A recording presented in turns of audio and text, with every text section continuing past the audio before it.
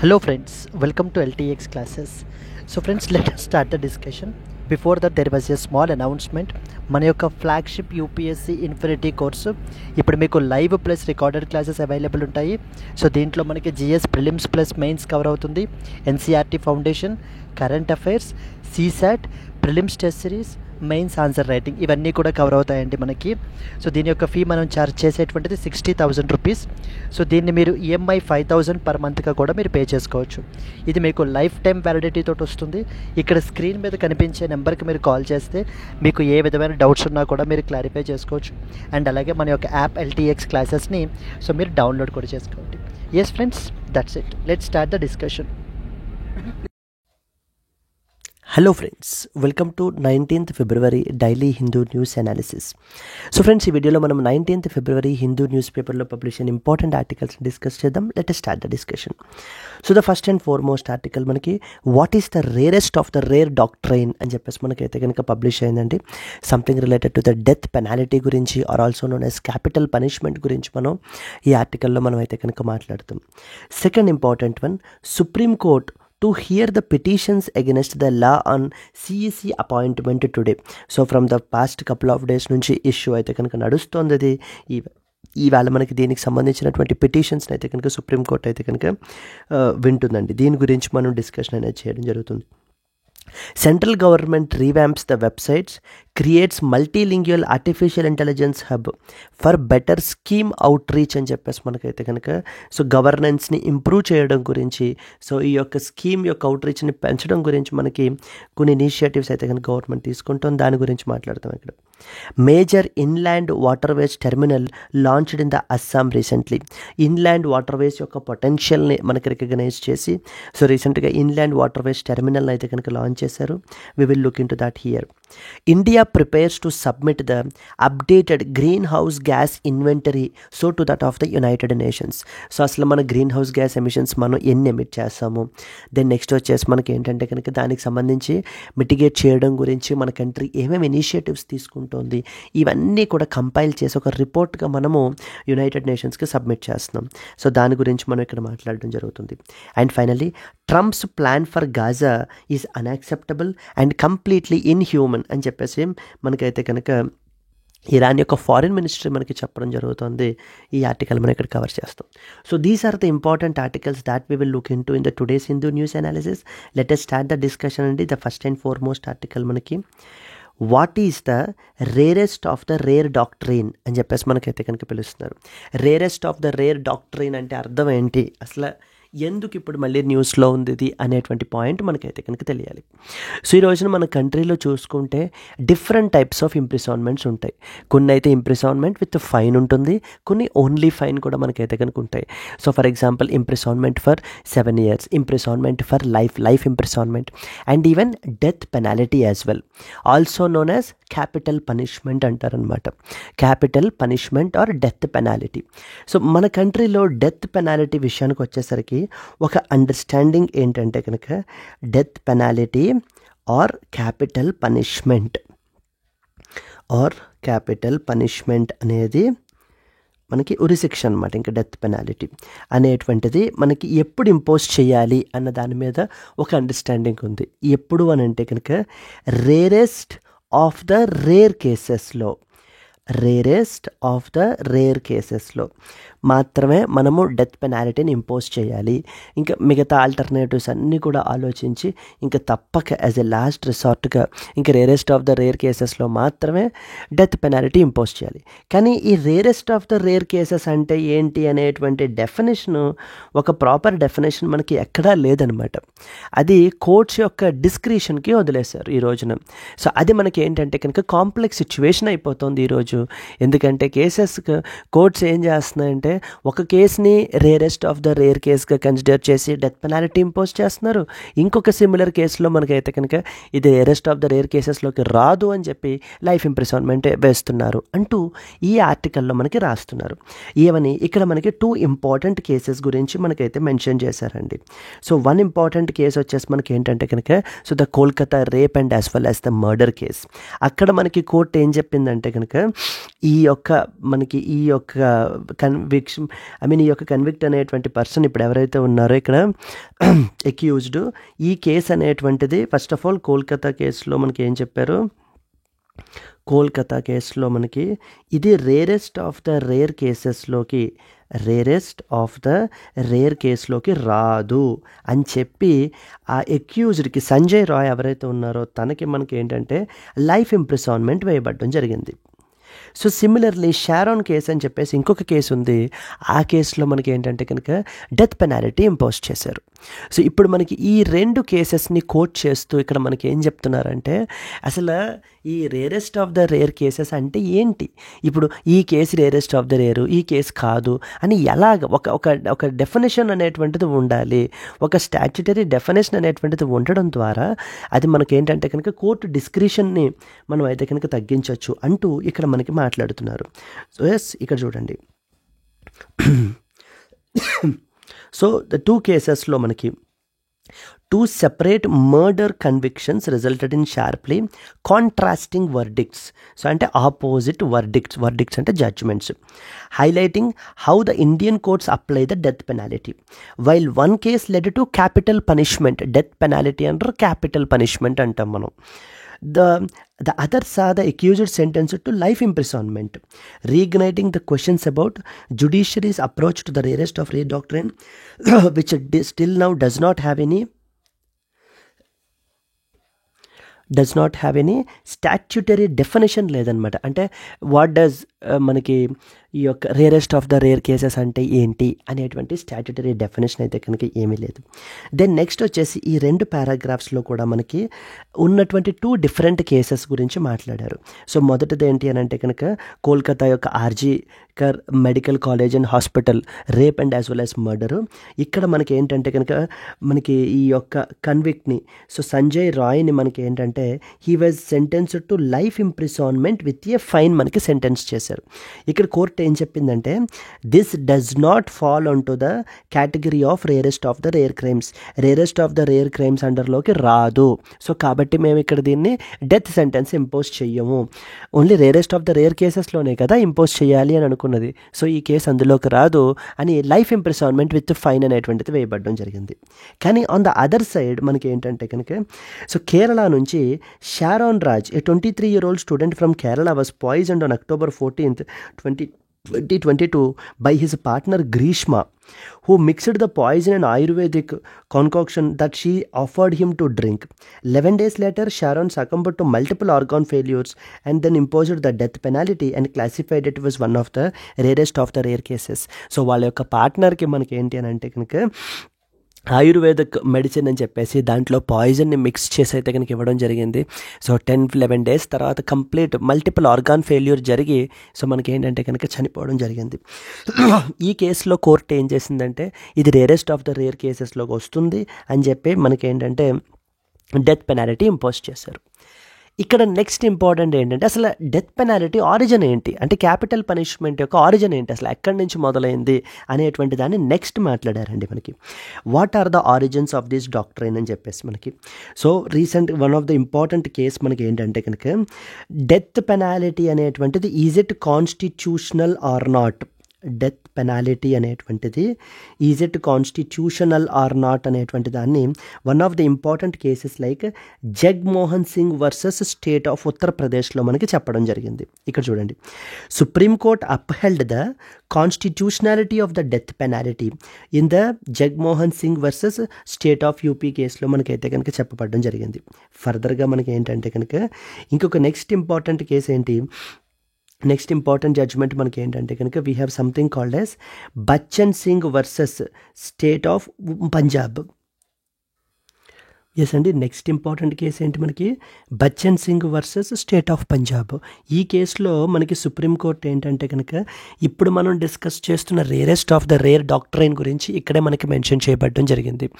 ఇప్పుడు doctrine of basic structure అని చెప్పేసి మనకి కేశవానంద భారతి కేసులో మనకి ఎలా తీసుకొచ్చారో అదేవిధంగా మనకి Bachan Singh versus state of పంజాబ్లో సుప్రీంకోర్టు మనకి ఈ rarest of the rare doctrine అనేటువంటి దాన్ని మనకి ఎస్టాబ్లిష్ చేయబడడం జరిగింది. కానీ అప్పుడు rarest of the rare doctrine అంటే ఏంటో డిఫైన్ చేయలేదు, దానికి సంబంధించినటువంటివి ఎటువంటి గైడ్ లైన్స్ కూడా మనకైతే తీసుకుని రాలేదు.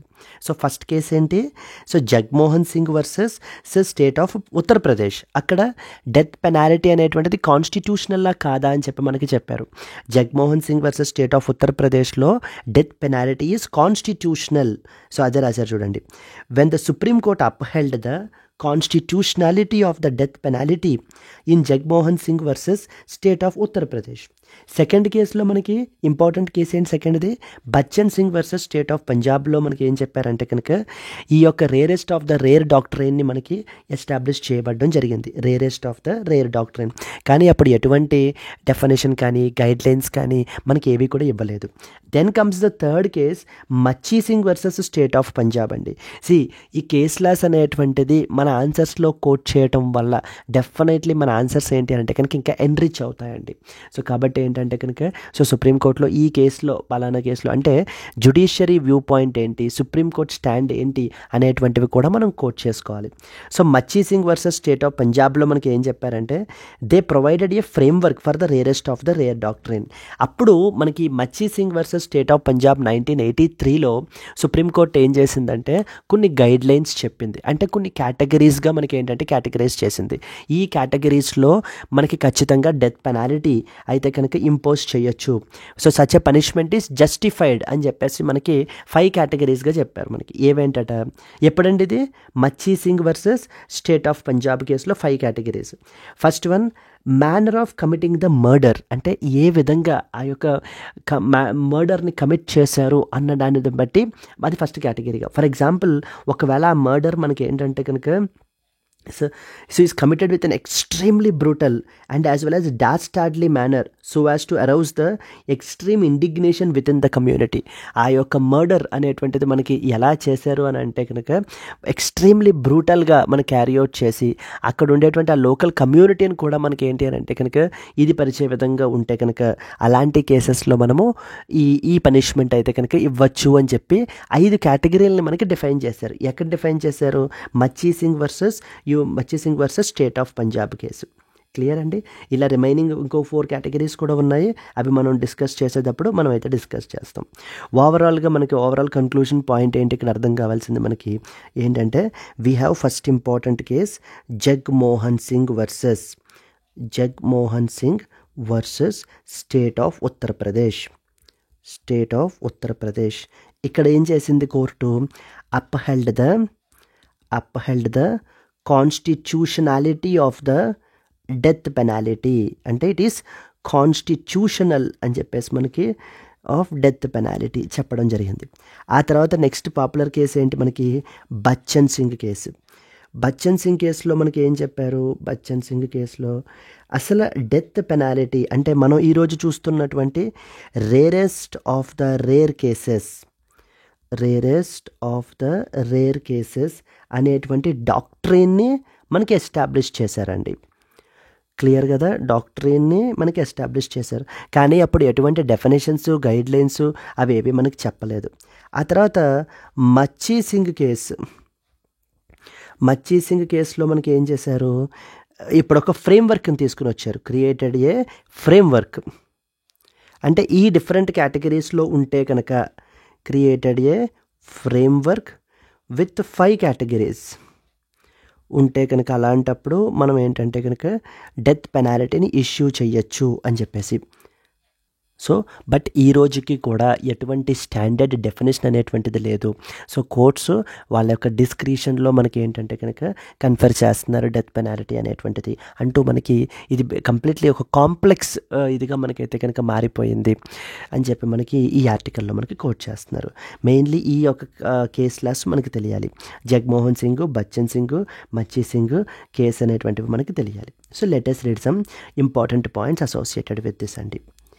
What is the rarest of the rare doctrine, మనకి ఇది GS paper 2 judiciary and criminal justice system అండర్లోకి మనకైతే కనుక వస్తుంది. ఇది the article discussed the 2 separate murder convictions on January 22, where courts gave the contrasting verdicts.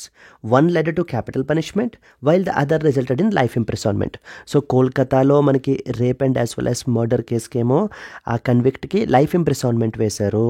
Next వచ్చేసి కేరళలో ఉండేటువంటి మర్డర్ కన్విక్ట్కేమో డెత్ పెనాల్టీ ఇంపోజ్ చేశారు. ఎస్, సో మరి ఏది rarest of the rare case, ఇది రేరెస్ట్ ఆఫ్ ద రేర్ అని ఎలా జడ్జ్ చేశారు అంటూ మనకైతే కనుక చెప్పబడడం జరిగింది. This highlights the questions about how Indian courts apply the rarest of the rare doctrine in the death penalty cases. అసలు ఏ విధంగా ఈ కోర్ట్స్ అప్లై చేస్తాయి అనేటువంటి ఇష్యూని మనకైతే కనుక రైస్ చేస్తున్నాయి. ఆ క్వశ్చన్స్ మనకి ఏంటంటే కనుక వస్తున్నాయి అంటూ మనకి ఇక్కడ చెప్పడం జరుగుతుంది. So what were the cases? First one is the RG medical college case. ఇక్కడ మనకి ఏంటంటే ఒక సెకండ్ ఇయర్ మెడికల్ స్టూడెంట్ని was raped and murdered inside a seminar room at Kolkata's RG Kar medical college. ఇక్కడ ఉన్నటువంటి అక్యూజ్డ్ సంజయ్ రాయ్ని మనకి ఏంటంటే convicted but given the life imprisonment. This is the issue here. As the court ruled that it did not fall under the rarest of the rare category. So rarest of the rare category అండర్లోకి రాది case అంటూ మనకి ఏంటంటే death penalty impose చేయకుండా rarest of the rare కేసెస్లోకి రాదని చెప్పి life ఇంప్రిసాన్మెంట్ impose చేశారు. సెకండ్ది షారాన్ మర్డర్ కేస్. ఇది మనకి ఏంటంటే కనుక poisoned by his partner leading to multiple organ failures. Here the court awarded the death penalty stating that the crime fell under the rarest of the rare categories. So rarest of the rare కేటగిరీస్లోకి మనకి ఇది వస్తుందని చెప్పి వేరే court మనకి ఆ death పెనాల్టీని మనకి impose చేయబడడం జరిగిందండి. సో అది ఇష్యూ అనమాట ఇప్పుడు ఇక్కడంతా కూడా మనకి. అసలు rarest of the rare case అంటే ఏంటి? మనకి rarest of the rare doctrine మనకి ఎక్కడ అరిజినేట్ అయ్యింది అంటే something called as Bachan Singh versus state of Punjab, where the Supreme Court of India ruled that death penalty should only be given in the rarest of the rare cases. అంటే rarest of the rare cases అనే డాక్ట్రైన్ని మనకి ఈ బచ్చన్ సింగ్ కేసులో supreme court తీసుకుని వచ్చింది. అప్పుడు ఏం చెప్పింది? డెత్ పెనాల్టీ అనేటువంటిది only rarest of the rare కేసెస్లో మాత్రమే మనం ఇంప్లిమెంట్ చేయాలి అని చెప్పారు. కానీ it does not gave any statutory definition ఏమీ లేదు, leaving the discretion to judges. So జడ్జెస్కి మనకి ఏంటి అని అంటే కనుక విడిచిపెట్టడం జరిగింది ఆ డిస్క్రిషన్ అనేటువంటిది. తర్వాత ఏమైంది? The supreme court in the Machhi Singh versus state of Punjab 1983 they outlined different factors to determine whether a case qualifies as a rarest of the rare cases or not. అంటే ఒక కేసు ఇది రేరెస్ట్ ఆఫ్ ద రేర్లోకి వస్తుంది లేదా రాదు అంటూ మనకి ఏంటంటే 5 కేటగిరీస్ని మనకి తీసుకుని వచ్చారు. ఏవేంటండి? First for example brutality. So how brutal it is అనేటువంటి దాన్ని బట్టి ఉంటుంది. సెకండ్ వన్ వచ్చేసి మోటివ్. థర్డ్ వన్ అది మనకి ఎంత సోషల్ ఇంపాక్ట్ కాజ్ చేస్తోంది అంటే ఆ మర్డర్ అనేటువంటిది. దెన్ నెక్స్ట్ వచ్చేసి మెథడ్ ఆఫ్ క్రైమ్, ఏ విధంగా ఎగ్జిక్యూట్ చేశారు. ఆ విక్టిమ్స్ వల్నరబిలిటీ, అంటే ఫర్ ఎగ్జాంపుల్ ఒకవేళ ఆ క్రైమ్ అనేటువంటిది ఇండివిజువల్ చిల్డ్రన్ మీద లేదా ఎల్డర్లీ పాపులేషన్ మీద లేదా హెల్ప్లెస్ విమెన్ మీదన మనకు ఒకవేళ ఇది చేసి ఉంటే కనుక అది ఇంకా ఎక్స్ట్రీమ్లీ బ్రూటల్ అనమాట. అలాంటప్పుడు కూడా రేరెస్ట్ ఆఫ్ ద రేర్ కేసెస్ని మనం ఇంప్లిమెంట్ అది ఆ ప్రిన్సిపల్ ఇన్వోక్ చేసి డెత్ పెనాల్టీని కన్ఫర్ చేసేయచ్చు అంటూ మనకి ఏం తీసుకుని వచ్చారు? ఎప్పుడు తీసుకుని వచ్చారు? మచ్చీ సింగ్ వర్సెస్ స్టేట్ ఆఫ్ పంజాబ్లో మనకి. Clear? Further moving forward to the next one. Further moving to the next one. Next there was one more important case అండి. ఈ కేసు ఏంటంటే మితూ వర్సెస్ స్టేట్ ఆఫ్ పంజాబ్ అని చెప్పేసి ఉందన్నమాట. సో లైక్ ఈ కేసులో సుప్రీంకోర్టు ఏంటంటే సెక్షన్ 303 ఆఫ్ ఐపీసీని స్ట్రక్ డౌన్ చేసింది. ఏంటి సెక్షన్ 303 ఏం చెప్తుంది అని అంటే కనుక ఇట్ మ్యాండేటరీ డెత్ పెనాల్టీ ఎవరికి? ఫర్ ద లైఫ్ కన్విక్ట్స్కి. అంటే ఆల్రెడీ లైఫ్ ఇంప్రిసాన్మెంట్ సర్వ్ చేస్తున్నటువంటి వాళ్ళు ఒకవేళ ఎవరైనా అలాంటి వాళ్ళు మర్డర్ కమిట్ చేసినట్లయితే అలాంటి వాళ్ళకి ఇంకా మ్యాండేటరీగా డెత్ పెనాల్టీ వేసేయండి అని చెప్పేటువంటి సెక్షన్. సో ఈ సెక్షన్ మనకి సుప్రీంకోర్టు ఏం చేసింది అని అంటే కనుక it has struck down this particular section saying that it is arbitrary. So అలా ఎలా వేసేస్తారు? Article number 14 and article number 21 of the constitution violate అవుతున్నాయని చెప్పి సో మనకి ఏంటంటే ఈ ప్రొవిజన్ని స్ట్రక్ డౌన్ చేసింది మితూ versus State of Punjab, which mandated the death penalty for life convicts so who committed the murder. And finally మనకి latest తీసుకుంటే కనుక supreme court మనకి established the right to A meaningful and real effective hearing for mitigating circumstances before awarding the death penalty. So death penalty award చేసే ముందు ఒక meaningful and as well as the effective hearing అనేటువంటిది carry out చేయాలి. ఇంకా అప్పుడు మాత్రమే మనం ఏంటంటే కనుక డెత్ పెనాల్టీ అనేది ఇంపోజ్ చేయాలి అని చెప్పేసి మనకి కోర్టు అయితే చెప్పడం జరిగింది.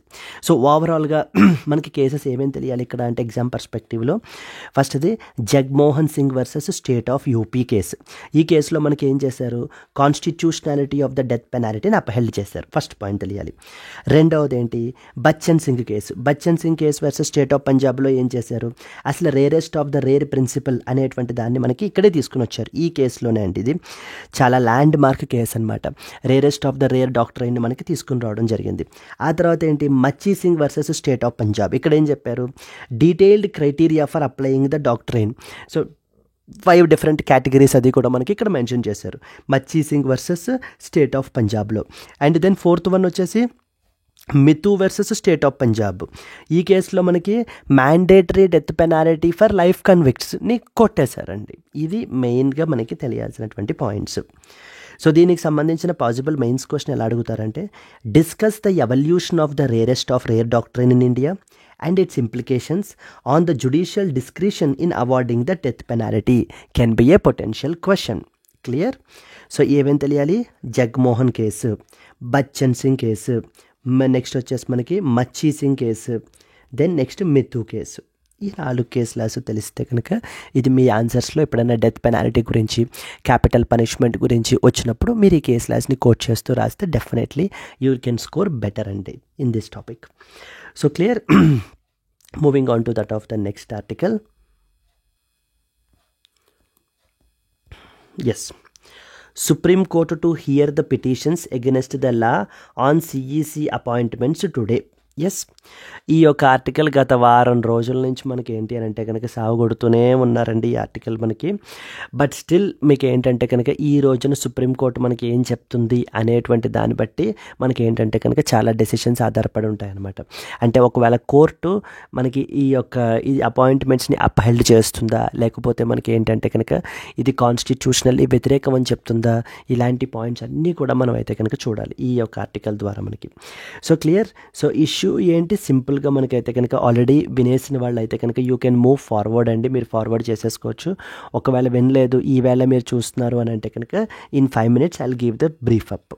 ఎస్, సో మన కంట్రీలో ఎలక్షన్స్ని కండక్ట్ చేయడానికి ఉండేటువంటి body we have the election commission of India అని చెప్పేసి ఉంది మనకి. ఎలక్షన్ కమిషన్ ఆఫ్ ఇండియా మనకి ఏం చేస్తుంది, free and as well as the fair ఎలక్షన్స్ని కండక్ట్ చేయడం. సో దీని యొక్క ఆబ్జెక్టివ్ మనకి, it is the responsibility that was given by the constitution of India to conduct the free and as well as fair elections in our country. Yes, so ఎవరెవరికి వీళ్ళు ఎలక్షన్స్కి conduct చేస్తారు, for example పార్లమెంట్కి conduct చేస్తారు, parliament. Then next వచ్చేసి state legislatures. So then we have the president of India, then vice president of India. వీళ్ళందరికీ కూడా మనకి ఎలక్షన్స్ని అయితే కనుక కండక్ట్ చేయబడడం జరుగుతుంది. On the other side we have state election commission ఉంటుంది, ఎస్ఈసి. వీళ్ళు ఎవరికి ఎలక్షన్స్ కండక్ట్ చేస్తారు, panchayats and as well as municipalities. ఇక్కడ చాలామంది ఎలా కన్ఫ్యూజ్ అవుతారంటే, ఎలక్షన్ కమిషన్ ఆఫ్ ఇండియా ఏమో పార్లమెంట్ ఎలక్షన్స్ కండక్ట్ చేస్తుంది, స్టేట్ ఎలక్షన్ కమిషన్ కాబట్టి స్టేట్ లెజిస్లేచర్స్కి ఎలక్షన్స్ కండక్ట్ చేస్తుంది అని అనుకుంటుంటారు. బట్ దట్ ఈజ్ రాంగ్ అండి. ఎలక్షన్ కమిషన్ ఆఫ్ ఇండియా మనకి పార్లమెంట్కి, స్టేట్ లెజిస్లేచర్స్కి, ప్రెసిడెంట్కి, వైస్ ప్రెసిడెంట్కి వీళ్ళందరికీ కూడా ఎలక్షన్స్ కండక్ట్ చేసేటువంటి body. But state election commission ఏంటంటే కనుక ఆయా స్టేట్స్లో ఉండేటువంటి పంచాయత్స్ అండ్ మున్సిపాలిటీస్కి సంబంధించి ఎలక్షన్స్ని అయితే కండక్ట్ చేస్తారు. అండ్ ఇక్కడ ఇంకొక ఇంపార్టెంట్ పాయింట్ కూడా మీకు ఏం తెలియాలి, so that is 1 nation 1 election. ఈ కాన్సెప్ట్ కూడా ఉంది కదా, 1 nation 1 election అని చెప్పి మనకి తీసుకుని వస్తున్నారు. 1 nation 1 election ఇదేంటిది, సో ఇదేంటంటే కనుక సో ఇప్పుడు ప్రతి సంవత్సరం ఏ పాయింట్ ఆఫ్ టైం తీసుకున్నా ఎక్కడో చోట ఏవో అసెంబ్లీ ఎలక్షన్స్ ఏవో జరుగుతూనే ఉంటున్నాయి అనమాట. అయితే బీహార్లో జరుగుతాయి, లేకపోతే యూపీలోను, సో కర్ణాటకలోను ఇలా అసెంబ్లీ ఎలక్షన్స్ ఇవి జరుగుతూ ఉండటం వలన సో సెంట్రల్ లెవెల్లో ఉండేటువంటి గవర్నమెంట్కి కూడా ఏంటి ఆ పర్టికులర్ స్టేట్లో ఒకవేళ స్ట్రాంగ్ హోల్డ్ ఎలాగైనా సంపాదించాలి అని చెప్పేసి మనకి ఏం చేస్తారు, వాళ్ళ ఫోకస్ అంతా ఆ స్టేట్ మీదే ఉంటుంది, ఆ క్యాంపెయిన్ మోడ్లోనే ఉంటాం ఎంతసేపు కూడా. ఇంకా అడ్మినిస్ట్రేషను, గవర్నెన్స్ ఇవన్నీ పక్కకి వెళ్ళిపోతాయి. ఇంకా ఇలా ఉండకూడదు. ఇంకా ఎలక్షన్స్ అంటే ఇంకా 5 సంవత్సరాలకు ఒకసారి ఇంకా మళ్ళీ దాని గురించి మనం మాట్లాడకూడదు. ఇంకా అంటూ మనకి తీసుకొచ్చిన కాన్సెప్టే వన్ నేషన్ వన్ ఎలక్షన్. ఇక్కడ మనకి ఏం చేస్తారు, సైమిల్టేనియస్ ఎలక్షన్స్ అనేటువంటిది కండక్ట్ చేస్తారు. సో పార్లమెంట్కి, స్టేట్ లెజిస్లేచర్స్కి అన్నీ ఒకసారి కండక్ట్ చేస్తారు.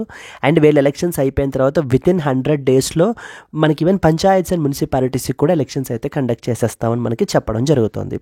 దీనికి సంబంధించి మనకి ఒక ఇంపార్టెంట్ ప్యానెల్ కూడా ఉందండి, Ramnath Kovind panel. So former president Ramnath Kovind panel రీసెంట్గా మనకి వాళ్ళ యొక్క రికమెండేషన్స్ అవి కూడా సబ్మిట్ చేశారు. అండ్ వాటిని యూనియన్ క్యాబినెట్ వాళ్ళు కూడా మనకి, గవర్నమెంట్ కూడా మనకి యాక్సెప్ట్ కూడా చేసిందండి. So accepted the recommendations that were given by these things. So ఇక్కడ మనం ఏం మాట్లాడుకున్నాం, వన్ నేషన్ వన్ ఎలక్షన్ గురించి. సో ఇక్కడ ఫర్దర్గా మనకి ఏంటంటే కనుక ఇక్కడ ఏం తెలియాలి, ఇప్పుడు ఇష్యూ ఏంటి, ఇప్పుడు గొడవ అంతా దేని గురించి అంటే ఇప్పుడు మనం ఏదైనా ఒక బాడీకి తీసుకుంటే, ఒక కాన్స్టిట్యూషనల్ బాడీ తీసుకుంటే దానికంటూ హెడ్ ఉంటారు. For example controller and auditor general అనే బాడీ ఉంది మనకి, CAG. So will be the head. మనకి ఆర్బీఐ ఉంది, RBI governor will be the head. UPSC chairperson will be the head. అదేవిధంగా మనకి ఎలక్షన్ కమిషన్ ఆఫ్ ఇండియా మనం తీసుకుంటే కనుక, ఎలక్షన్ కమిషన్ ఆఫ్ ఇండియాకి ఎవరెవరు మనకి మెయిన్లీ, ఫస్ట్ ఆఫ్ ఆల్ అర్థం చేసుకోవాల్సింది ఏంటి, ఎలక్షన్ కమిషన్ ఆఫ్ ఇండియా అనేది సింగిల్ మెంబర్ బాడీయా, మల్టీ మెంబర్ బాడీ, ఇది అర్థం కావాలి. ఎలక్షన్ కమిషన్ ఆఫ్ ఇండియా అనేది ఇంతకుముందు సింగిల్ మెంబర్ బాడీ అండి. స్టార్టింగ్ నుంచి ఏమీ మల్టీ మెంబర్ బాడీ లేదు. ఇంతకుముందు సింగిల్ మెంబర్ బాడీయే ఉండేది. సింగిల్ మెంబర్ అంటే ఒకళ్ళే మెంబర్ ఉండేవారు. తర్వాత మనకి ఏంటంటే అది మల్టీ మెంబర్ బాడీగా మారింది మనకి. ఈ రోజున మనం చూసుకుంటే it's a 3 member body, multi member body. మనకి ఒక చీఫ్ ఎలక్షన్ కమిషనర్ ఉంటారు, ఇద్దరు ఎలక్షన్ కమిషనర్స్ ఉంటారనమాట మనకి. సో రీసెంట్గా ఒక చీఫ్ ఎలక్షన్ కమిషనర్ ఉంటారు, ఇద్దరు ఎలక్షన్ కమిషనర్స్ మనకైతే కనుక ఉండడం జరుగుతుంది. Yes, it's a 3 member body అనే విషయం అర్థమైంది. ఇక్కడ మనం చూసుకుంటే కనుక ఈ యొక్క మెంబర్స్ని ఎవరు అపాయింట్ చేస్తారు, ప్రెసిడెంట్ ఆఫ్ ఇండియా అపాయింట్ చేస్తారండి. President of India will appoint the members of the election commission of India. But కానీ ఇప్పటిదాకా ఎలా జరిగేది, upon the recommendations of the government. అంటే prime minister and council of ministers, central government యొక్క recommendations ద్వారా president మనకి వీళ్ళని అపాయింట్ చేసేసేవారు. బట్ తర్వాత మార్చ్ 2023లో దీనికి సంబంధించి ఒక పిటిషన్ వేశారు సుప్రీంకోర్టులో. ఏమని, ఇలాగ గవర్నమెంట్ ప్రెసిడెంట్ ఆఫ్ ఇండియాకి రికమెండ్ చేయడము, ప్రెసిడెంట్ ఆఫ్ ఇండియా వీళ్ళని అపాయింట్ చేయడము అనే దాంట్లో ట్రాన్స్పరెన్సీ ఇష్యూస్ అయితే కనుక ఉన్నాయి. సో మరి ఎలక్షన్ కమిషన్ ఆఫ్ ఇండియా అనేది కంప్లీట్లీ ఒక ట్రాన్స్పరెంట్గా పనిచేయాల్సినటువంటి బాడీ. మనకి ఈ విధమైనటువంటి అపాయింట్మెంట్ స్ట్రక్చర్ అనేది కరెక్ట్ కాదు అని చెప్పేసి మనకి ఏంటంటే కనుక, అలాగే డెడికేటెడ్ లా అంటూ కూడా లేదు అని చెప్పి మార్చ్ 2023లో మనకి ఒక కేసు అయితే కనుక వేయడం జరిగింది. అండ్ ఆ కేసు పేరు వచ్చేసి మనకి ఏంటి, Anoop Baranwal versus union of India. Anoop Baranwal versus union of India case. Anoop Baranwal versus union of India కేసులో సుప్రీంకోర్టు ఏం చెప్పిందంటే, సో ఈ పద్ధతి కాదు, నేను ఒక 3 మెంబర్ కమిటీని కన్స్టిట్యూట్ చేస్తాను. 3 మెంబర్ కమిటీని కన్స్టిట్యూట్ చేస్తాను. ఆ 3 మెంబర్ కమిటీ మనకి ఎవరెవరు ఉంటారంటే, ఫస్ట్ వన్ వచ్చేసి ప్రైమ్ మినిస్టర్ ఉంటారు, సెకండ్ వన్ వచ్చేసి లీడర్ ఆఫ్ అపోజిషన్ ఉంటారు, సో థర్డ్ వన్ వచ్చేసి మనకి ఏంటంటే కనుక చీఫ్ జస్టిస్ ఆఫ్ ఇండియా ఉంటారు. అంటే ఏంటి, ఇప్పుడు వీళ్ళ ముగ్గురు కలిపి ప్రెసిడెంట్కి రికమెండ్ చేయాలి.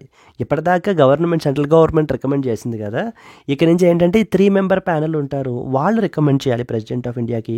అప్పుడు ప్రెసిడెంట్ ఆఫ్ ఇండియా మనకి chief election commissioner and election కమిషనర్స్ని అపాయింట్ చేస్తారు అంటూ ఈ ఒక Anoop Baranwal versus union of ఇండియాకి అది కాన్స్టిట్యూషనల్ బెంచ్ చెప్పిన జడ్జిమెంట్. కాన్స్టిట్యూషనల్ బెంచ్ చెప్పినటువంటి జడ్జిమెంట్ అండి. ఇది కోర్టు అప్పుడు ఏం చెప్పిందంటే, ఇది ఎప్పటి వరకు వర్క్ అవుతుందంటే పార్లమెంట్ లా చేసేంత వరకు మనకైతే కనుక వర్క్ అవుతుందని చెప్పారు. డిసెంబర్ 2023లో పార్లమెంట్ ఒక లా తీసుకుని వచ్చింది.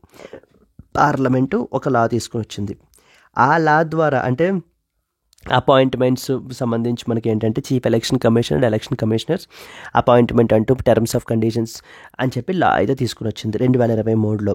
సో ఈ లా ద్వారా మనకి ఏం చెప్పారంటే, దీంట్లో వీళ్ళు కూడా 3 మెంబర్ సెలెక్ట్ కమిటీ ఉంటుందని చెప్పారు. బట్ కానీ ఎవరెవరు ఉంటారు, ఫస్ట్ వన్ వచ్చేసి ప్రైమ్ మినిస్టర్, సెకండ్ వన్ వచ్చేసి leader of opposition, and the third one వచ్చేసి చీఫ్ జస్టిస్ ఆఫ్ ఇండియాని తీసేసి మనకి ఎవరిని పెట్టారండి? సో చీఫ్ జస్టిస్ ఆఫ్ ఇండియాని తీసేసి మనకి ఏంటంటే యూనియన్ క్యాబినెట్ మినిస్టర్ని పెట్టారు. Union cabinet minister appointed by the prime minister అని చెప్పేసి మనకైతే చెప్పడం జరిగింది. అంటే ఏంటి? సిజేఐని replaced by union cabinet minister. ఇప్పుడు ఈ లాని సుప్రీంకోర్టులో ఛాలెంజ్ చేశారు. అదే లా ఈ రోజున సుప్రీంకోర్టు వింటోంది. Supreme court to hear the petitions against the law on CEC appointments today. So constitutional bench ఏమో ఈ కమిటీ ఉండాలి అని చెప్తే లా ఏంటంటే కమిటీని మార్చేసి దాంట్లో సిజేఐని తీసేసి యూనియన్ క్యాబినెట్ మినిస్టర్ని పెట్టేశారు. ఇది కాన్స్టిట్యూషన్కి వ్యతిరేకం. సుప్రీంకోర్టు యొక్క కాన్స్టిట్యూషనల్ బెంచ్ని పార్లమెంట్ ఒక లా ఎలా ఓవర్ రైడ్ చేయగలదు అంటూ మనకి ఏంటంటే కేసు వేయబడడం జరిగింది. సో దీనికి సంబంధించిన అప్డేట్ ఏంటనేది మనం రేపటి ఆర్టికల్లో మనం డిస్కస్ చేస్తామండి. So clear, let us discuss the important points now. The Supreme Court has agreed to hear the petitions challenging the constitutional validity of the Chief Election Commissioner and other election commissioners appointment, conditions of service and terms of office act 2023. ఇందాక నేను చెప్పాను కదా, parliament ఒక లా చేసింది, దాన్ని challenge చేశారని చెప్పేసి. అదే లా పేరు ఏంటంటే chief election commissioner and other election commissioners appointment, conditions of service and terms of office act 2023. So the challenge arises after the appointment of Chief Election Commissioner and an Election Commissioner under the new law. So yesterday మనకి ఏంటంటే కనుక chief election కమిషనర్ని మనకైతే కనుక appoint చేశారండి, జ్ఞానేష్ కుమార్ అని చెప్పేసి. Existing election కమిషనర్ని elevate చేసి చీఫ్ ఎలక్షన్ కమిషనర్గా మనకి ఈ 3 మెంబర్ ప్యానెల్ అయితే రికమెండ్ చేశారు. సో ఎవరెవరు? మన యొక్క honourable prime minister Modi and as well as the home minister Amit Shah, and then next వచ్చేసి Rahul Gandhi, leader of opposition. So but Rahul Gandhi నేను బయటకు వచ్చేసాను, సో వీళ్ళు మాత్రమే డిస్కస్ చేసి అపాయింట్ అయితే చేసేసారు అని చెప్పి మనకైతే కనుక చెప్పడం జరుగుతుంది. ఎస్, అంటే ఈ రోజున కేసు వినాలి, నిన్న అపాయింట్మెంట్స్ అయితే కనుక చేసేసారు, అపాయింట్మెంట్ చీఫ్ ఎలక్షన్ కమిషనర్ని. సో మరి ఈ రోజున కోర్టు ఏమంటుంది అనేటువంటిది మనం అయితే డిస్కస్ చేయాలి down the line. Yes, this is the Election Commission of India representational image. The 2023 Act grants the central government a dominant role in appointing the CECs and ECs, reducing the influence of the Chief Justice of India in the selection process. మనకి supreme court ఏం చెప్పింది? 3 member కమిటీలో chief justice of India కూడా ఉండాలని చెప్పింది. కానీ ఆ తర్వాత పార్లమెంట్ తీసుకొచ్చిన లా ఏం చేశారు? చీఫ్ జస్టిస్ ఆఫ్ ఇండియాని తీసేసి యూనియన్ క్యాబినెట్ మినిస్టర్ని పెట్టేశారు. అంటే అక్కడ గవర్నమెంట్కి ఎక్కువ రోల్ అయితే కనుక ఉంటుంది అనేది మనం ఇక్కడ అర్థం చేసుకోవాలి. The Supreme Court has earlier ruled that the CECs and ECs should be appointed by a committee consisting of Prime Minister, Leader of Opposition and the Chief Justice of India. ఇందాక నేను చెప్పాను కదా, 2023లో Anoop Baranwal versus union of India కేసులో supreme court మనకి ఏం చెప్పింది? ఈ 3 మెంబర్స్ ఉండాలని చెప్పారు కదా, prime minister, leader of opposition, chief justice of India అని. బట్ కానీ ఈ తీసుకొచ్చిన న్యూ లా ఏం చేసింది? It excluded the chief justice of India and instead a union minister raising the concerns about executive overreach గురించి మనకి ఏంటంటే కనుక ఇందులో హైలైట్ చేస్తున్నారండి. సో సుప్రీంకోర్టు ఏంటంటే a bench led by justice Suryakant prioritised the hearing after advocate Prashant Bhushan mentioned the urgency of this particular matter. The court had earlier refused to stay the 2023 Act but acknowledged that the final ruling could impact the current appointments. Legal challenge ఏంటి? ఏ issue ఇప్పుడు మీద address చేస్తున్నారు? What was the key legal question? ఇక్కడ రాశారు చూడండి. Can the parliament override a constitutional బెంచ్మెంట్ through ordinary legislation or ordinance? This is the question. ఇదే క్వశ్చన్ మనకి ఏంటంటే అప్కమింగ్ ప్రిలిమ్స్లోనూ అడగచ్చు, లేకపోతే మెయిన్స్లో కూడా మనకి అడగచ్చు. Can parliament override a constitutional bench judgement through ordinary legislation or ordinance? అంటే ఇక్కడ ఏం జరిగింది? కాన్స్టిట్యూషనల్ బెంచ్ జడ్జ్మెంట్ ఏది మనకి? 2023లో వచ్చిన అనూప్ బరన్వాల్ కేసు. సో ఏ ఆర్డినరీ లెజిస్లేషన్ ఏది ఇక్కడ మనకి? డిసెంబర్ 2023లో వచ్చిన పార్లమెంట్ తీసుకొచ్చిన law, chief election commissioner and election commissioners act 2023 అని చెప్పి తీసుకుని వచ్చారు కదా, ఆ లా అనమాట. ఇప్పుడు ఈ తీసుకొచ్చిన పార్లమెంట్ తీసుకొచ్చేటువంటి ఆర్డినరీ లా మనకి కాన్స్టిట్యూషనల్ బెంచ్ యొక్క జడ్జిమెంట్ని ఓవర్ రైడ్ చేస్తుందా? That is the key question. So that is going to be addressed. So significance ఏంటంటే, so the supreme court will decide whether its authority to give the binding decisions under article 141 of the constitution can be bypassed by a legislative act. So మనం తీసుకుంటే article number 141 of the constitution అని చెప్పేసి ఉంది. ఈ 141 మనకి ఏం చెప్తుంది? So law declared by supreme court is binding on all the courts and as well as authorities అని చెప్పేసి ఆర్టికల్ నెంబర్ 141లో మనకి మెన్షన్ చేయబడడం జరిగింది. సో అది మనకి ఏంటంటే కనుక ఈ లెజిస్లేషన్ బైపాస్ చేయగలదా? That is what is the question here. The case could redefine the separation of powers between judiciary and as well as legislature.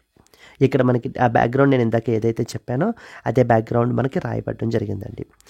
Discuss the constitutional and legal implications of the Chief Election Commissioner and other election commissioners, appointment, conditions of service, and Terms of Service Act 2023 in light of the judicial independence and separation of powers can be a potential question that we can expect.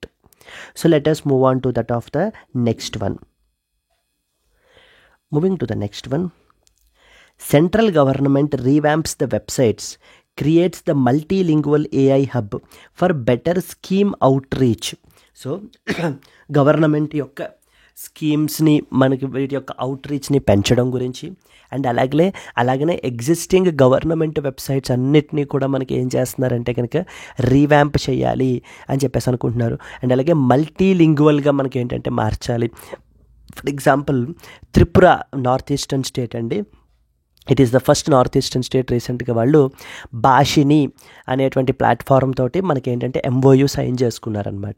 So వాళ్ళ స్టేట్లో మనకి ఏంటంటే కనుక completely మల్టీలింగ్వల్లో మనకి ఏంటంటే ఈ యొక్క schemes related information అంతా కూడా ప్రొవైడ్ చేయాలి అని చెప్పేసి మనకైతే కనుక తీసుకుని వచ్చారు. క్లియర్. దీనికి సంబంధించి ఇంపార్టెంట్ పాయింట్స్ మనకి ఏమేమి తెలియాలి. సో ఏమేమి తెలియాలి అని అంటే కనుక, so the union government is revamping its official websites and developing an artificial intelligence based multilingual hub to improve the outreach of the government schemes. So ప్రభుత్వ పథకాలన్నిటికీ సంబంధించి మనకి ఏంటంటే కనుక వెబ్సైట్స్ అన్నిటినీ కూడా రీవ్యాంప్ చేస్తూ, అంటే మల్టీలింగ్వల్ లెవెల్లో ఓన్లీ ఇంగ్లీషు హిందీ కాకుండా మల్టిపుల్ లాంగ్వేజెస్లో, లోకల్ లాంగ్వేజెస్లో మనకి ఏంటంటే కనుక ఈ సర్వీసెస్ అన్నీ కూడా అందజేయాలి అనే ఉద్దేశంతో మనకి ఏంటంటే ఇనిషియేటివ్స్ మనకి తీసుకుంటున్నారు. The ministry of electronics and information technology released A digital brand identity manual.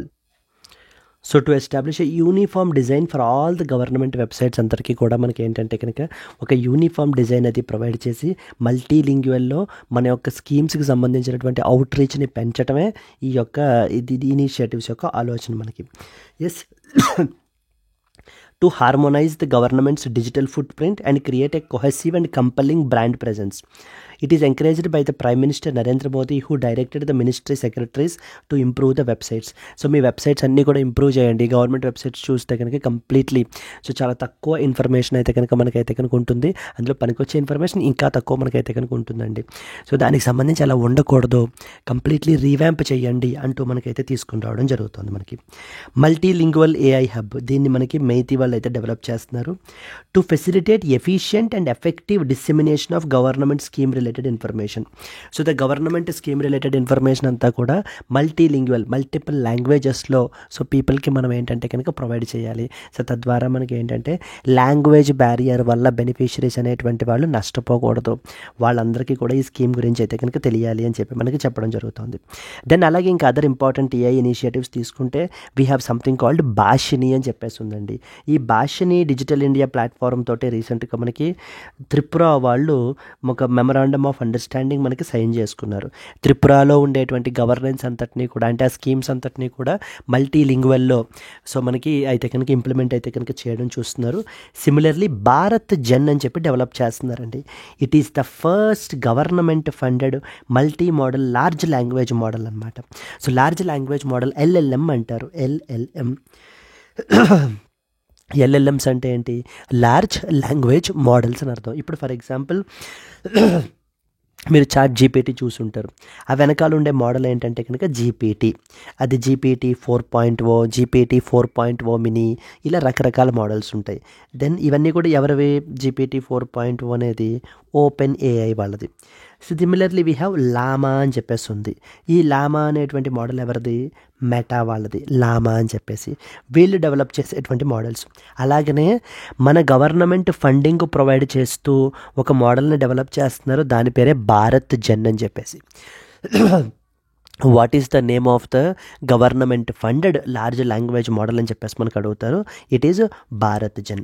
Next వచ్చేసి సర్వం వన్ ఆర్టిఫిషియల్ ఇంటెలిజెన్స్ LLM. ఇది కూడా మనకి ఆర్టిఫిషియల్ ఇంటెలిజెన్స్ లాంగ్వేజ్ మోడల్ మనకి. అలాగే చిత్రలేఖ అని చెప్పేసి తీసుకుని వచ్చారండి. ఇది మనకి ఏంటంటే వీడియో ట్రాన్స్క్రిప్షన్ ప్లాట్ఫామ్. ఎవరెస్ట్ 1.0 ఇది కూడా మనకి AI సిస్టమ్ మనకి. ఎస్, ఓవరాల్గా మనకి దీనికి సంబంధించిన క్వశ్చన్ ఎలా అడుగుతారు? How can AI powered multilingual platforms improve the government service delivery in India? Yes. So further moving to the next one. So throat there was an issue అండి. ఒకవేళ ఇబ్బందిగా అనిపిస్తే really sorry for the inconvenience. Yes, moving to the next one. Major inland waterways terminal so launched in the Assam. So inland waterways యొక్క potential అంతా ఇంత కాదనమాట. So మనం carbon foot print అనేటువంటి దాన్ని తగ్గించవచ్చు, ట్రేడ్ అనేటువంటి దాన్ని ఇంకా ఎఫిషియెంట్గా క్యారీ అవుట్ చేయొచ్చు, ట్రాన్స్పోర్టేషన్ అనేటువంటిది completely environment friendly transportation carry out చేయొచ్చు. సో అందుకని దాన్ని దృష్టిలో పెట్టుకుని ఇన్లాండ్ వాటర్వేస్ యొక్క పొటెన్షియల్ని కంప్లీట్గా లెవరేజ్ చేయాలి అనే ఉద్దేశంతో అస్సాంలో రీసెంట్గా ఈ యొక్క వాటర్వేస్ టెర్మినల్ని మనకైతే కనుక లాంచ్ చేశారు. ఎక్కడ మనకి ఆన్ ద బ్రహ్మపుత్ర ఇన్ అస్సాంలో మనకైతే లాంచ్ చేయడం జరిగింది. And 2 important ships called as MV Padma navigation 2 and MV Trishul, ఈ రెండింటినీ కూడా మనకి ఏంటంటే లాంచ్ చేయబడడం జరిగింది. And 2 barges, so that is Ajay and as well as దీక్షుని మనకైతే కనుక లాంచ్ చేశారండి. ఎస్, సో దీనికి సంబంధించిన ఇంపార్టెంట్ పాయింట్స్ మనకి ఏమేమి తెలియాలి? Union Ministry of Port Shipping and Waterways inaugurated the Inland Waterways Terminal in Assam on the Brahmaputra River. It aims to enhance the logistics, connectivity and trade-ni improve చేయగలదు, particularly in the eastern region, thereby boosting the economic activities between India, Bhutan and as well as Bangladesh.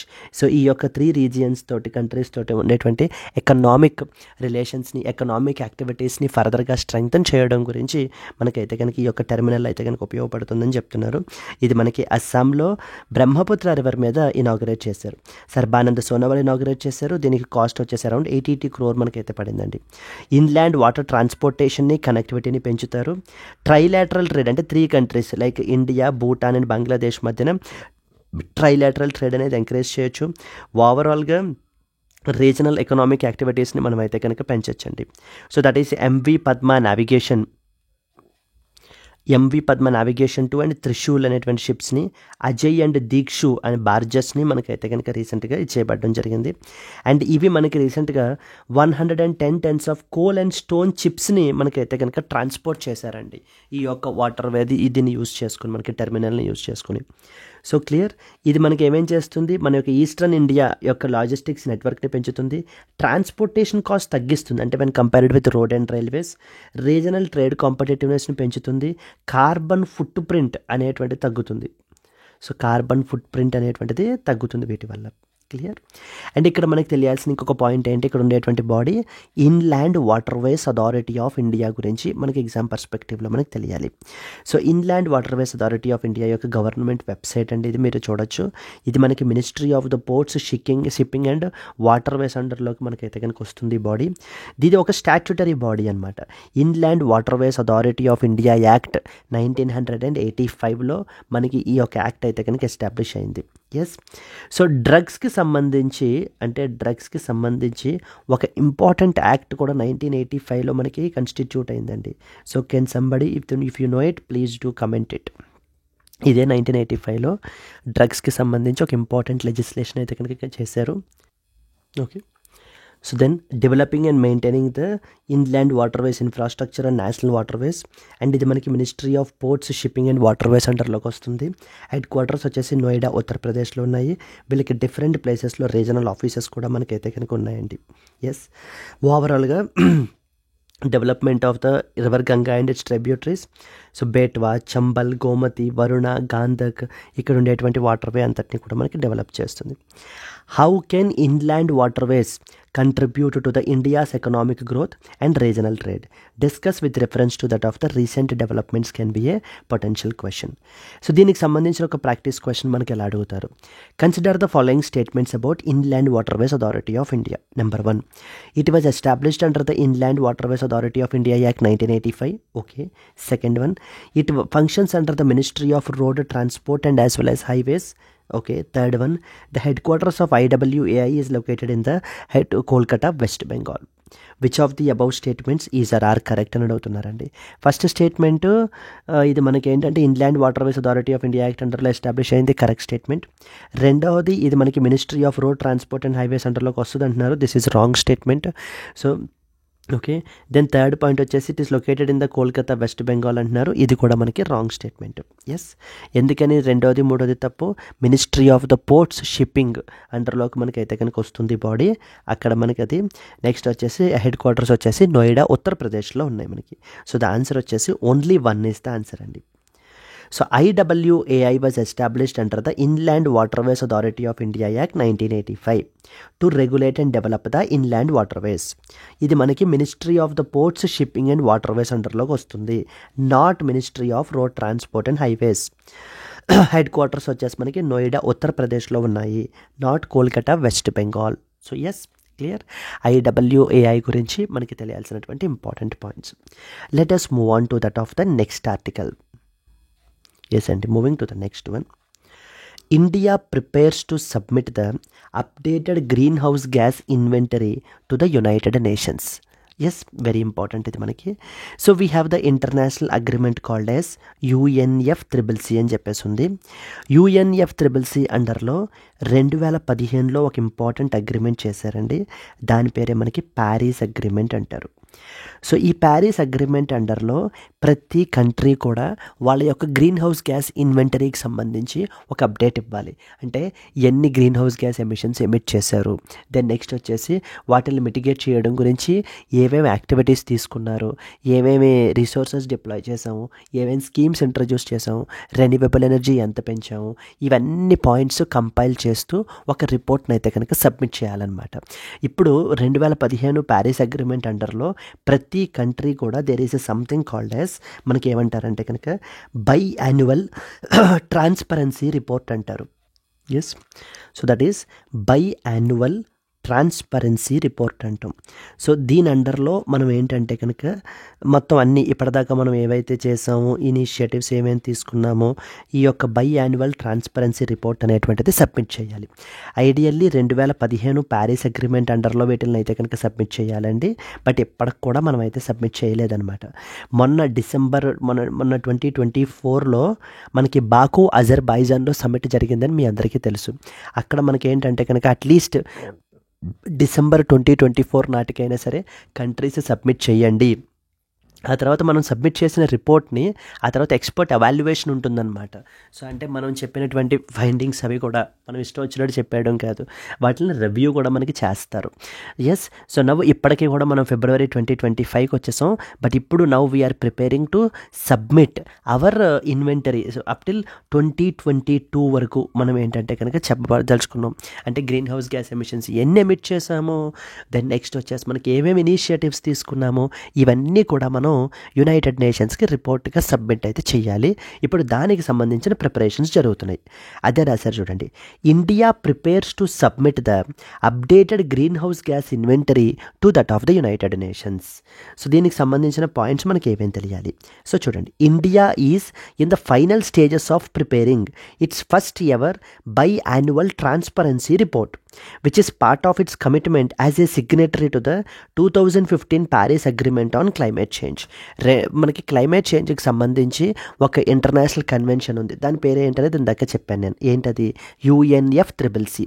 ఈ convention అండర్లో ప్రతి country కూడా, అంటే ఎవరెవరైతే Paris అగ్రిమెంట్ని signatory చేస్తారో వాళ్ళందరూ కూడా కంపల్సరీగా ఈ యొక్క ఇన్వెంటరీని మనకి సబ్మిట్ చేయాలి. And most recently one more point ఏంటి, ఎవరు బయటకు వచ్చేసారు ఈ ప్యారిస్ అగ్రిమెంట్ నుంచి?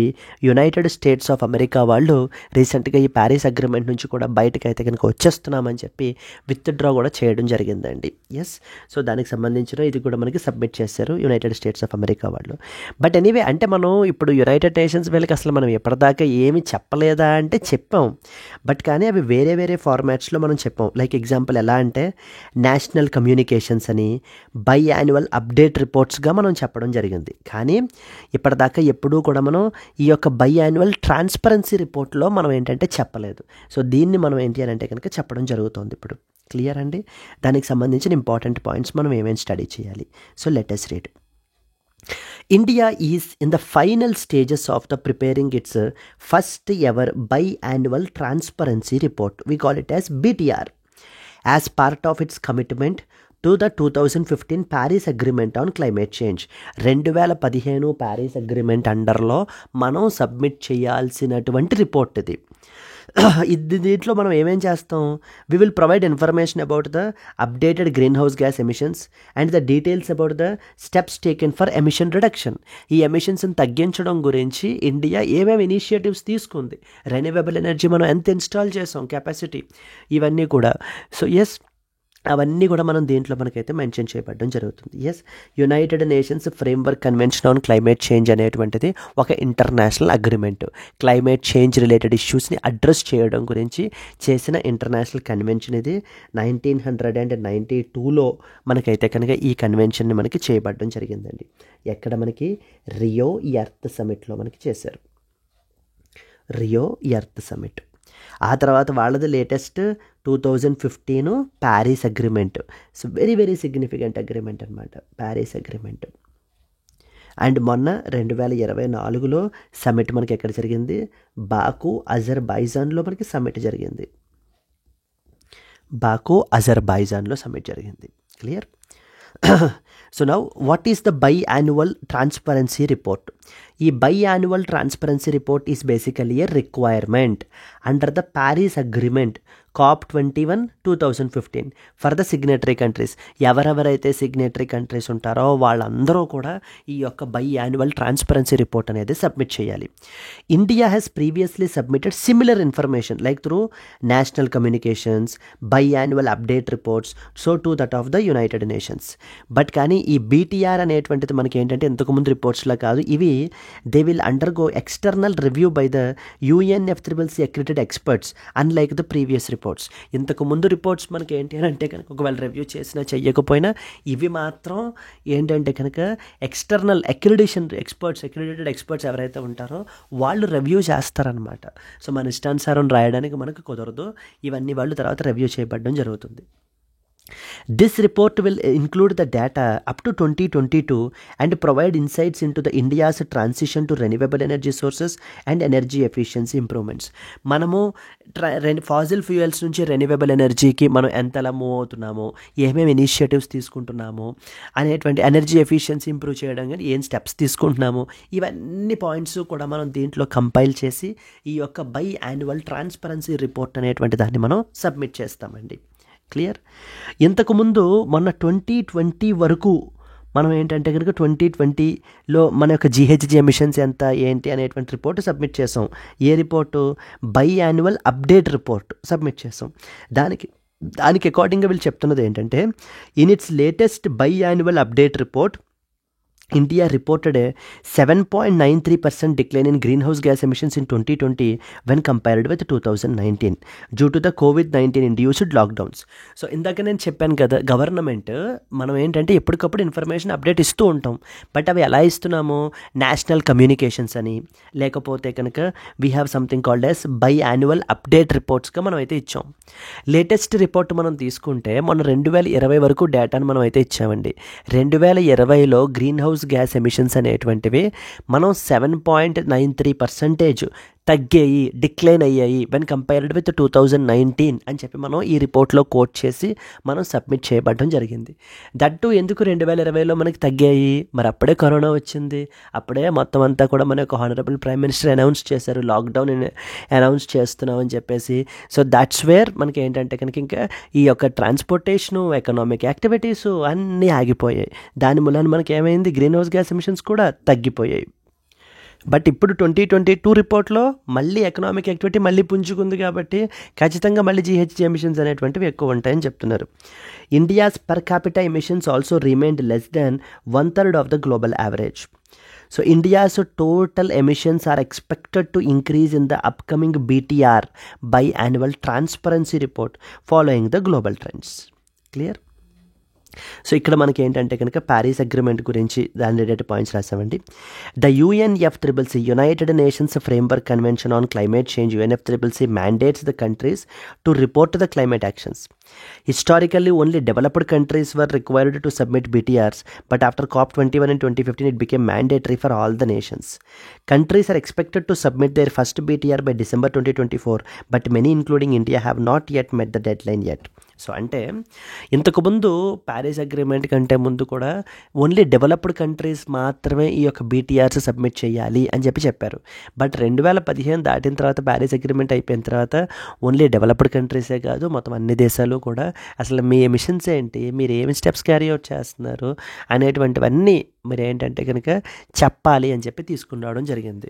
మొన్న డిసెంబర్ 2024 అన్ని దేశాలు సబ్మిట్ చేసేస్తాయి అని అనుకున్నాము, బట్ చాలా దేశాలు సబ్మిట్ చేయలేదు.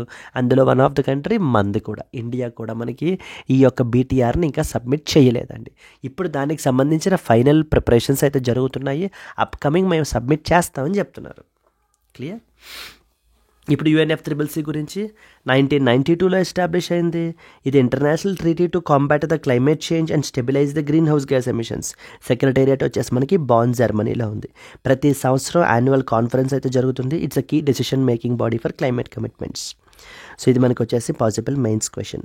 India's commitment to international climate agreement such as Paris agreement has increased its responsibility in reporting the emissions data. Discuss the significance of the biannual transparency report in this context. Yes, so ఒకవేళ ఈ BTR అనేటువంటి submit చేస్తే maybe ఈ BTRలో మనకి ఏమేమి important highlight చేసాం అనేటువంటిది కూడా మనకి అడిగే అవకాశాలు మనకు ఉన్నాయండి. ఎస్, మూవింగ్ టు ఫార్వర్డ్, దీనికి సంబంధించిన ప్రిలిమ్స్ క్వశ్చన్ ఎలా అడుగుతారు. Consider the following statements about the biannual transparency report BTR. First point, it is a reporting mechanism introduced under the Kyoto Protocol. Okay. Number 2, it requires external review by independent UNFCCC accredited experts. Okay. Number 3, India has already submitted its first BTR to that of the United Nations. Which of the above statements is or are correct statements? First చూడండి, it's a reporting mechanism that is introduced under Kyoto Protocol. అవునా? కాదు కదా, it was introduced under the Paris Agreement. Paris Agreement 2015. So first statement is wrong. Secondly, it requires external review by independent UNFCCC accredited experts. Yes, వాళ్ళు review అయితే కనుక చేస్తారు. Second point కరెక్టే. థర్డ్ది, India has already submitted its first BTR to the United Nations. Wrong statement అండి, మనం ఇంకా submit చేయలేదు. దీనికి సంబంధించినటువంటి ఫైనల్ ప్రిపరేషన్స్ అనేటువంటివి మనకి జరుగుతున్నాయి. బైయాన్యువల్ అప్డేట్ రిపోర్ట్ అయితే పంపించాం, కానీ బైయాన్యువల్ ట్రాన్స్పరెన్సీ రిపోర్ట్ మనం ఇంకా పంపించలేదు. Only 2 is the answer. Statement 1 is incorrect because it is introduced under Paris Agreement, not Kyoto Protocol. G. Next, it requires external review by UNFCCC accredited experts. Correct statement. Number 3, India is yet to submit its first BTR, but it is in the final stages of the preparation, is what is the thing that you are expected to know. Let us move on to that of the next article. And so the next one వచ్చేసి, Trump's plan for Gaza is unacceptable and completely inhuman అని చెప్పేసి మనకైతే చెప్తున్నారు. Inhuman అంటే very cruel, very harsh అని చెప్పటాన్ని మనం inhuman అంటాం.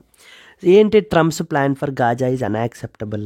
So మనకి దీని గురించి కూడా మనం మాట్లాడుకున్నాం, బట్ స్టిల్ ఒక ఇంపార్టెంట్ పాయింట్స్ మాట్లాడుకుంటే, గాజా అనేది నారో స్ట్రిప్ ఆఫ్ ల్యాండ్. మనకి it's a narrow strip of land. దేన్ని ఆనుకునుంది? మెడిటరేనియన్ సీని ఆనుకునుంది narrow strip of land. So దేన్ని ఆనుకునుంది అని అంటే కనుక on the coast of Mediterranean sea. Mediterranean sea. ఎవరెవరు దీనికి బార్డర్ చేస్తుంటారు? So bordered by Egypt and as well as the Israel. So వీళ్ళు మనకి బార్డర్ చేస్తుంటారు. ఈ గాజాలో మనకి ఎవరు ఉంటున్నారు? ఈ గాజాలో పాలస్తీనియన్స్. సో పాలస్తీనియన్స్ ఉంటున్నారు మనకి. ఈ గాజాని ఎవరు రూల్ చేస్తున్నారు? Ruled by Hamas. హామాస్ అనేటువంటి గ్రూప్ మనకి గాజాని రూల్ చేస్తుంది. గాజాకి ఎవరికి అస్సలు పడట్లేదు? ఇజ్రాయిల్కి గాజాకి అస్సలు పడట్లేదు. ఎస్, ఇక్కడ జ్యూస్ ఉంటారు. ఇజ్రాయిల్ గాజాని కూడా ఆక్యుపై చేసుకోవడానికి ప్రయత్నిస్తుంది. గాజా వాళ్ళు ఇజ్రాయిల్ మీద అటాక్స్ని క్యారీ అవుట్ చేస్తున్నారు. So there is a long story. So ఇది ఈరోజు స్టోరీ కాదండి, మనకి ఏంటంటే కనుక వే లాంగ్ బ్యాక్ స్టోరీ అనమాట ఇది. బట్ ఎనీవే సింపుల్గా for this particular article purpose మనం ఇక్కడ చెప్పడం జరుగుతుంది. ఇక్కడ రీసెంట్గా మన యొక్క అమెరికన్ ప్రెసిడెంట్ ట్రంప్ మనకి ఏం చెప్తున్నారంటే, గాజాలో పాలస్తీనియన్స్ ఉన్నారు కదా, వీళ్ళందరినీ కూడా మనం ఏం చేద్దాం అని అంటే బయటికి పంపించేద్దాం. బయటికి ఎక్కడికి పంపించేద్దాం? ఆ పక్కన ఉన్న కంట్రీస్ లైక్ జోర్దాను, సిరియా ఇలాంటి దేశాలు పంపించేసి గాజా అంతటిని కంప్లీట్గా ఖాళీ చేయించేసి వీళ్ళ చేత ఈ గాజాని మరలా రీడెవలప్ చేద్దాం. గ్రాండియోస్గా రీడెవలప్ చేసి పెద్ద పెద్ద ఇన్ఫ్రాస్ట్రక్చర్ అది పెట్టి థౌజండ్స్ ఆఫ్ జాబ్స్ క్రియేట్ చేద్దాం అని చెప్పేసి మనకి మన యొక్క ట్రంప్ గారికి బ్రిలియంట్ ఐడియా వచ్చిందనమాట. దాన్ని మన యొక్క Benjamin Netanyahu, Israel prime minister, మరి ఇజ్రాయిల్ యుఎస్ఏ ఇద్దరు యాలీస్ కదా, ఫ్రెండ్స్ కదా. యుఎస్ఏ వెరీ గుడ్, చాలా బాగుంది ఐడియా. అసలు ఇజ్రాయిల్ వాళ్ళు అంటున్నారన్నమాట, చాలా బాగుంది ఐడియా, అలాగే చేద్దాం, వీళ్ళందరినీ కూడా పంపించేద్దాం, అసలు బర్డెన్ ఇక్కడ వీళ్ళంతా కూడాను అని చెప్పి మనకి ఇజ్రాయిల్ ప్రైమ్ మినిస్టర్ కూడా చెప్పడం జరుగుతుంది. ఎస్, దీని మీద కౌంటర్ చేస్తూ మన యొక్క ఇరాన్, మరి యుఎస్ఏకి అగెనెస్ట్ కదా, మరి ఇక్కడ ఇరాన్ మనకి యుఎస్ఏ అండ్ ఇరాన్ బద్ధ శత్రువులు అనమాట. సో ఇరాన్ ఏమంటున్నారు? ఇరాన్ యొక్క ఫారిన్ మినిస్టర్ మనకి ఎవరండి? అబ్బాస్ అరగ్చి అని చెప్పేసి మనకి ఏంటంటే చెప్తున్నారు. అబ్బాస్ ఏం చెప్తున్నారంటే, ఇది కంప్లీట్లీ అన్యాక్సెప్టబుల్, అసలు అలా ఎలా చేస్తారు, అసలు ఇది కంప్లీట్లీ ఇన్హ్యూమన్ యాజ్ వెల్ అని చెప్పి మనకి ఇరాన్ యొక్క ఫారిన్ మినిస్టర్ రీసెంట్ ఇంటర్వ్యూలో మనకి మాట్లాడుతూ చెప్పడం జరుగుతుంది. సో చూడండి, Iranian foreign minister Abbas who met with External Affairs Minister Jaishankar on the sidelines of the Indian Ocean Conference here on Sunday spoke about the Chabahar port and about the Trump's Gaza proposal. So రీసెంట్గా మనం తీసుకుంటే కనుక 8th edition of the Indian Ocean conference జరుగుతోందండి. రీసెంట్గా Indian Ocean conference ఎక్కడ జరుగుతోంది? Muscat, ఒమన్లో జరుగుతోంది. ఈ కాన్ఫరెన్స్లో మన యొక్క external affairs minister S Jaishankar అయితే కనుక అటెండ్ అయ్యారు. ఈ కాన్ఫరెన్స్కి అటెండ్ అయ్యి చాలా ఇంపార్టెంట్ ఫారిన్ మినిస్టర్స్ అందరినీ అక్కడ మీట్ అవుతున్నారు. ఫర్ ఎగ్జాంపుల్ బంగ్లాదేశ్ ఫారిన్ మినిస్టర్ని మీట్ అవుతున్నారు, ఇక్కడ ఇరాన్ ఫారిన్ మినిస్టర్ని మీట్ అయ్యారు. ఈ మీట్ అయ్యి మాట్లాడుతూ ఈ రెండు విషయాల గురించి డిస్కషన్ వచ్చిందట. మొదటిది వచ్చేసి ఏంటంటే చబహర్ పోర్ట్ గురించి. చబహర్ పోర్ట్ అనేది ఇరాన్లో ఉందండి. చబహర్ పోర్ట్ అనేది ఇరాన్లో ఉంది. దీన్ని ఎవరు డెవలప్ చేస్తున్నారు? India and as well as Iran మనం కలిపి డెవలప్ చేయడం జరుగుతుంది. ఎందుకని? ఆఫ్ఘనిస్తాన్ని, సెంట్రల్ ఏషియన్ కంట్రీస్ని రీచ్ అవ్వడానికి మనం ఈ చబహర్ పోర్ట్ ద్వారా మనం రీచ్ అవ్వాలని చెప్పేసి అనుకుంటున్నాం. బట్ కానీ ఈ యొక్క ఇరాన్ మీదన శాంక్షన్స్ అనేవి యునైటెడ్ స్టేట్స్ ఆఫ్ అమెరికా విపరీతంగా విధించింది. ఎందుకని శాంక్షన్స్ విధించింది? ఎందుకనంటే ఇరాన్ వాళ్ళు న్యూక్లియర్ వెపన్స్ని తయారు చేస్తున్నారు. పీస్ఫుల్ న్యూక్లియర్ ప్రోగ్రామ్ అని పేరు పైకి చెప్పి న్యూక్లియర్ వెపన్స్ని తయారు చేస్తున్నారని మాకు అనుమానంగా ఉందంటూ వీళ్ళ మీద మనకి శాంక్షన్స్ అనేవి విధిస్తున్నారు. శాంక్షన్స్ అంటే అర్థం ఏంటి? ఏం కాదు, వాళ్ళని కంప్లీట్గా ఐసోలేట్ చేయడం. అంటే వాళ్ళ ఆయిల్, ఇప్పుడు ఇరాన్లో ఆయిల్ ఇంకా విపరీతంగా మనకి ఏంటంటే, సో ఈవెన్ మీరు చూసినట్లయితే కనుక వెరీ వెరీ వెరీ పెన్నీస్లో మనకైతే లెస్ అమౌంట్స్కి మనకైతే దొరుకుతుందండి ఇరాన్లో ఆయిల్ మనకి. ఎస్, ఆ విధంగా మనం చూసుకుంటే కనుక ఇరాన్ ఆయిల్ ఎవరో కొనుక్కోకూడదు, ఇరాన్ ఎటువంటి ఎక్స్పోర్ట్స్ చేయకూడదు, ఇరాన్ నుంచి ఎవరో కొనకూడదు అంటూ ఇరాన్ మీదన శాంక్షన్స్ ఇంపోజ్ చేస్తున్నారు. Yes, this is what is the idea. దీని గురించి ఒక విషయం మాట్లాడారు. రెండో విషయం గాజా ప్లాన్ గురించి.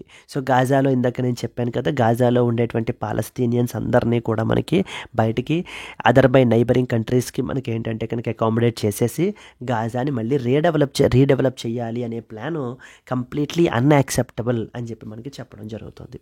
So let us discuss the important points associated with this. Iran's foreign minister Abbas in an interview criticized the US proposal for Gaza, calling it unacceptable and inhuman. He also discussed the India-Iran relations, particularly regarding the sanctions on Chabahar port and అలాగే India's oil imports from that of the Iran. So important ports అన్నీ కూడా మీకు చాలా క్లియర్గా తెలియాలండి మనకి. So like for example Chabahar port అని చెప్పేసి పిలుస్తాం. చబహార్ పోర్ట్ ఎక్కడుందమ్మా మనకి? ఇరాన్లో ఉంది చబహార్ పోర్ట్ వచ్చేసి. లాస్ట్ టైం కూడా నేను చెప్పడం జరిగింది ఇది. ఈ ఇంపార్టెంట్ పోర్ట్స్ గ్వాదర్ పోర్ట్ అంటారు. గ్వాదర్ పోర్ట్ వచ్చేసి పాకిస్తాన్లో ఉంది మనకి, పాకిస్తాన్. దెన్ నెక్స్ట్ వచ్చేసి మనకి ఏంటంటే Sittwe port. Sittwe port is in the Myanmar. So మయన్మార్లో ఉంది Sittwe port. Next Hambantota port వచ్చేసి శ్రీలంకలో ఉంది, Sri Lanka. Next port of Duqm మనకి ఇరాన్, మనకి port of Duqm is located in ఒమన్లో ఉంది. Yes, Oman. ఇవన్నీ కూడా అదర్ ఇంపార్టెంట్ పోర్ట్స్ మనకి. Clear? Then so here you can see Gaza strip వచ్చేసి ఇక్కడ ఉందండి, Gaza strip. So yes, this is the Gaza strip. దేన్ని ఆనుకుని మనకి మెడిటరేనియన్ సీని ఆనుకుని ఉంది. అండ్ అలాగనే అదర్ బార్డరింగ్ కంట్రీస్ ఎవరెవరు మనకి? Egypt is one such country మనకి. అండ్ అలాగనే Israel is the another country. Clear? So the Abbas rejected the US plan, calling it as completely unacceptable and as well as inhumane అని చెప్పి మనకి చెప్తున్నారు.